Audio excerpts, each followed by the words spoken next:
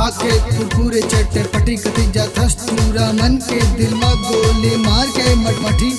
अरे पांगड़ बदनाम हो जाही भी लवनी कंगाल हो जाही जब तक पहिर के निकलवे न छोटे छोटे कपड़ा। पूरा मन के दिल में कर दे थस लफड़ा तोला दे के पूरा मन के अंतस्मा होते चटपटी तभी तो होए है बवाल है बवाल है बवाल है बवाल है बवाल है बवाल है।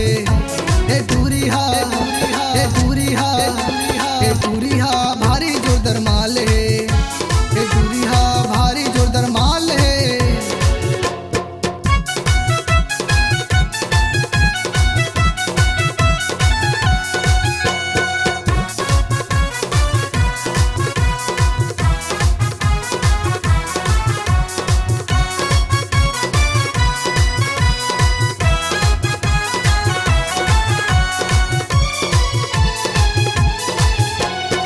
को तोला लग्यू कहे कब को पूरा मन तो साइड ले बाइक क्लास सकते निकाले रे भेज लौनी के टूरा मन देखते वो जब नखरा हाय मुझे उनिया मन कही थी ये टूरी है बवाल है ना बवाल है ना।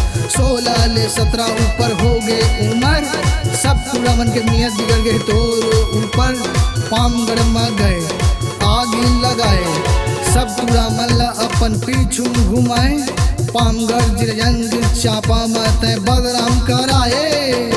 बवाल है बवाल है बवाल है बवाल है बवाल है बवाल है। ए पूरी हा ए पूरी हा ए पूरी हा भारी जोरदार माल है ए पूरी हा भारी जोरदार माल है।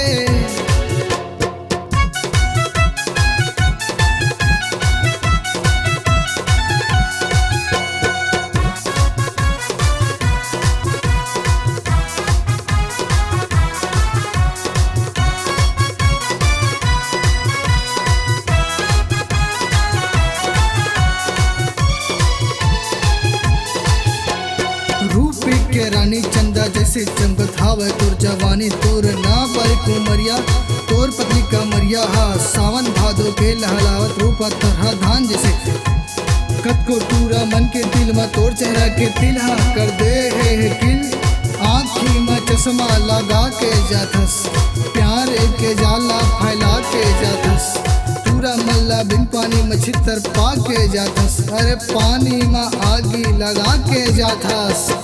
बवाल है बवाल है बवाल है बवाल है बवाल है बवाल है।